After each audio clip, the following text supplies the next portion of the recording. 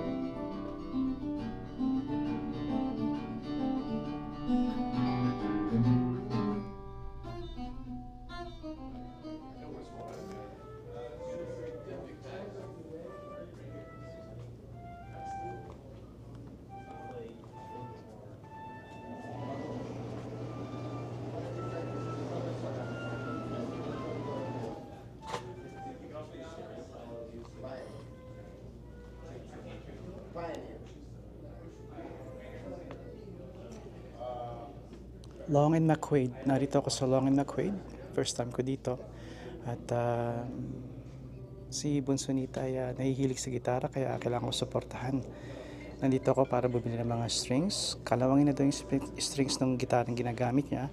Yung electric guitar na ginagamit niya sa school ay gamit niya sa programa doon. Tutugtog siya. At gusto ko siyang suportahan 100%. At ganun din sa panganay kong si Juniorita, ito ang ginawa ko.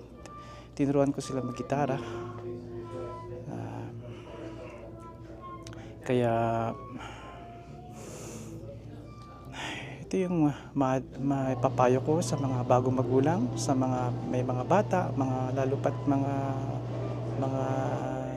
maliliit pa sila na i-expose ninyo sa anumang uri ng musika. Strings ang tulad ng bass, ukulele, lalo na't gitara. I think dito ang bass.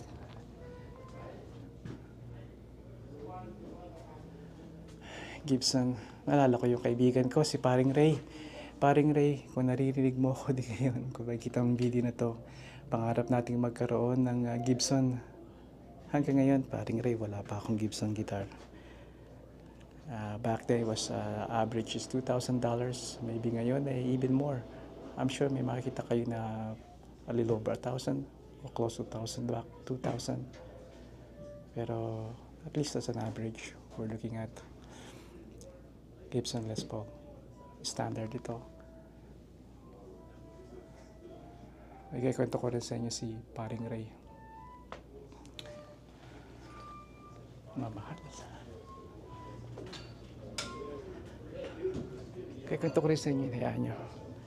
Okay. Hanggang dito lang kaibigan. At narito ako sa labas lang ng yan. At kumuha ko ng card nila. I always do that.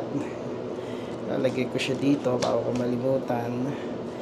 Ang sinadya ko dito ay yung ang kalawangin, yung at saka napigtas, naputol yung yung isang string, yung high E's, yung number 10 ng isa sa mga electric guitar namin na gamit ni Bonsoni.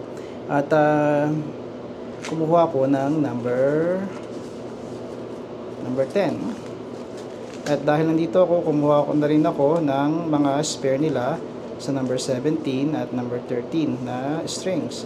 Tigalwa ng 17 at tigalwa ng number 13. At isa nitong 10, I should have gotten more, pero next time na lang. Meron namang number 10 ito. Ito ay Ernie Ball. Matagal na to. Ilang taon na nito. Ilang dekada na itong Ernie Ball. Itong kilala namin. Sabi ko sa kanya, medyo yung lighter gauge para kasi 16 si Bonsoni nag-aaral-aral pa. Kaya malambot pa yung mga daliri at mga kalyo niya. Kaya tama lang ito. Ang total nito ay, bear with me, blur nito sa akin ay 1998 kasama na yung tax, I believe. Kaya ito, sana maliwanag.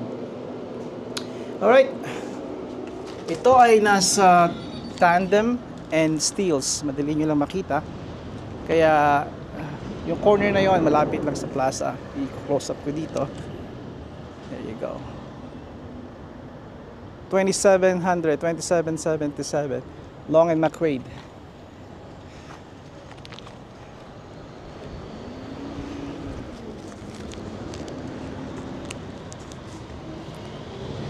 Kaibigan,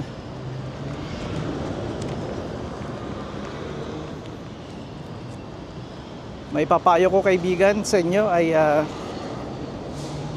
turuan ninyo ang inyong mga anak, pamangkin, mga maliliit na kabataan, mga bata. Mga kabataan na matuto ng musika. Gitara, napakaganda nun. Kilala tayo mga Pilipino sa mahilig sa musika. Halos lahat sa atin marunong mag-gitara. Kaya consider nyo yun, napaka mura lang ng investment kung tutusin. Mag-umpisa kayo sa mga second hand. Hindi nyo kailangan bumili ng napakamahal. Kaya yun ang may papayo ko. At well, yun lang nasa isip ko ngayon. Kaibigan, hanggang dito lang muna. Unang araw ng ating ng Kalbaryo ng Canada. At sana'y mahanap ninyo yung lakas para masolusyonan naman ang mga pagsubok na darating sa buhay nyo. Lalo pat ngayon sa bagong administrasyon na haharapin natin. Puno ng pagsubok. Pero tulad ng Filipino spirit, hindi tayo patitinag. Kaibigan, hanggang dito lang. Padayon.